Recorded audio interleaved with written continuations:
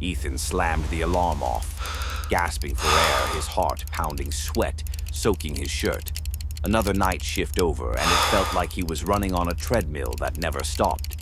His legs felt heavy, his muscles screamed as he swung them out of bed. He stared at the cracked plaster walls of his apartment.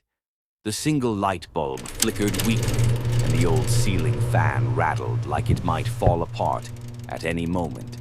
"I can't keep living like this," he whispered. "I have to act." He stood slowly and walked to the window. The streets of Greyhaven were empty, quiet, almost mocking. Everyone else was asleep, dreaming, building lives while he survived night after night. His mother's voice crept into his mind, tired, fragile, disappointed. "Don't waste your life the way I did." Ethan clenched his fists. He was 35, broke, exhausted, and trapped, but something inside him refused to stay silent. Later that morning, on the early bus ride home from his warehouse security job, he noticed a man sitting 2 seats away, calm, relaxed, writing in a leather notebook, sharp suit, clean shoes, coffee steaming in his hand. The man looked like he belonged to a different world. Ethan couldn't stop staring. The man looked up and smiled. "You look like someone fighting a war. No one can see." Ethan hesitated, then sighed. "I work nights, it never ends." The man nodded thoughtfully. "Let me guess. You feel like life is moving forward without you."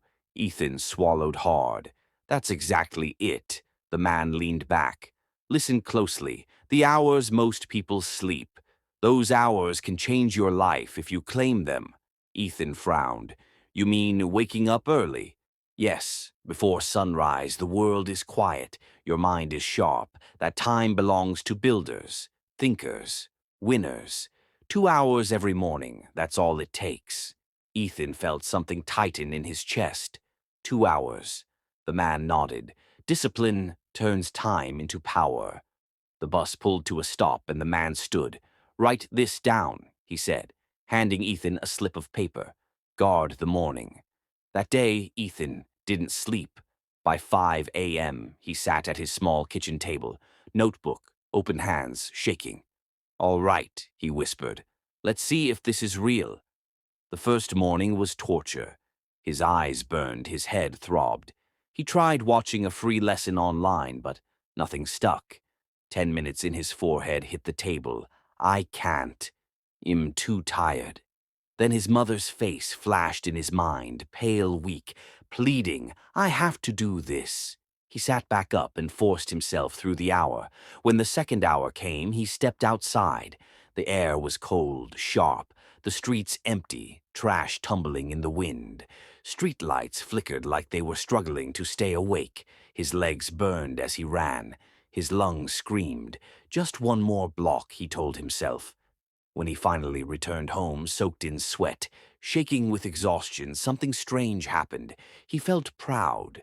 Not happy, not successful, but proud. The next morning was worse. The snooze button felt like mercy. "Why am I doing this?" he groaned, staring at the ceiling fan rattling above him. Nothing is changing, but he got up anyway. The first week felt endless. His body fought him every morning. His mind begged for rest. "You're wasting time, you'll fail," but he kept going. By the second week, he could focus longer. Concepts slowly began to make sense. He learned terms, ideas, systems he never thought he could understand. By day 20, something shifted. He woke up before the alarm. His thoughts were clearer, his body lighter. He ran farther, stretched longer, and noticed something unexpected. Silence felt powerful. One morning at the bus stop, he saw the man again. "You're still standing," the man said, smiling. "Good. Most people quit." Ethan nodded, breathless. "It hurts. It's supposed to," the man replied. "Pain means you're changing." Ethan felt emotion rise in his chest. "I won't stop, good, because you're just getting started." By the second month, Ethan had finished several courses. His coworkers noticed. He spoke with confidence. He stopped shrinking. One afternoon, he stayed late reorganizing inventory using a system he learned. The supervisor paused. "Who taught you this?" she asked. "I did," Ethan said quietly. She stared at the screen, impressed. That night, Ethan lay in bed staring at the alarm clock set for 5 a.m. for the first time in years.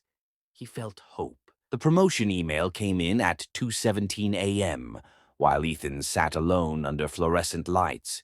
His hands hovered over the keyboard as he reread it again and again. Junior Operations Analyst, probation period 3 months. He leaned back in his chair, chest tight, throat burning. "I did it," he whispered. But celebration didn't come. What came was fear, because the next 3 months nearly broke him. He worked nights, studied mornings, trained his body in silence, and learned systems that felt bigger than him. Some days he nodded off. Mid-sentence during meetings, his head would snap upright and shame would wash over him. "Get it together," he told himself. "You asked for this." One night, his supervisor pulled him aside. "You're improving fast, but this role eats weak people alive." Ethan nodded calmly. "I can handle it." Inside, he wasn't sure. The pressure stacked fast. Mistakes meant consequences. He missed deadlines, corrected them, stayed late, fixed reports, and learned to ask questions without sounding desperate. Then came the week everything collapsed. His mother was rushed to the hospital. Ethan stood beside her bed, watching machines breathe for her. Her hand felt small, fragile. Sorry I wasn't there more," he whispered. She squeezed his fingers weakly. "You're here now, that's what matters." That night he didn't sleep. He sat in the hospital hallway, laptop, open eyes burning, rewriting a report due by morning. Why now? Why everything at once? He nearly quit. He stared at the floor, shaking. "I can't do this anymore." Then he remembered the mornings, the silence, the runs, the man on the bus. Pain means you're changing. He stood up, wiped his face, and finished the work. 3 months passed. The probation meeting felt unreal. His supervisor smiled. "You've outperformed expectations. Welcome to the team permanently." Ethan walked outside afterward, sunlight hitting his face. He laughed out loud, startling himself. He called his mother first. "I made it," he said, voice cracking. "I knew you would," she replied. Months later, his apartment changed. New furniture, quiet confidence. No rattling fan, no flickering lights. But the alarm stayed the same. 5 a.m. One morning he sat by the window, watching the city wake slowly. He thought about who he used to be, the tired man surviving nights, waiting for life to happen. "This is how it starts," he whispered quietly. "Not with luck, not with talent, but with choice. One morning at a time. If you're watching this and feeling trapped, comment below what you will do in your first hour tomorrow. Make a choice. Hit like if you're ready to claim your mornings, and don't forget to subscribe for more stories that prove transformation is possible, even when it feels impossible.